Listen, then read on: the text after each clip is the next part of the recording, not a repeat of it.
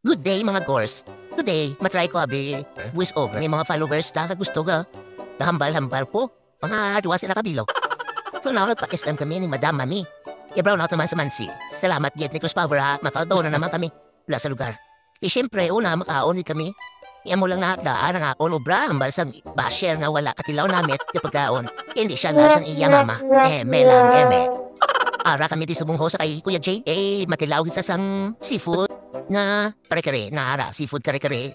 Dami anggit si Madam Mami, ubo sigit. Na ara lang nga, laot mong kangkong na seafood kare-kare. At ang Pinoy style nila nga fried chicken. At di pa Diyos makukunuhabi. At siyempre, kapakunukuno ko yung big time. 8 out of 10 nila pagkaon. Para o, tapos kaon. Tunaw naman kami. Mo kami na yan. Basta tapos kaon. Patunaw kami asa na amon kwarta. Big time kami ya. Anak ka ng pu. O baka naman kami malita. Iara na kami sa points ng life namon. Na kung toxic na ganing amon palibot, kwadala siya kami ya. Ara, baka kami malita. Then, nantaw kami siniki para katulog-tulog kami sa kadali. Inaaraw, gaulat kami sang amon nga ilatawon do palaboy kami.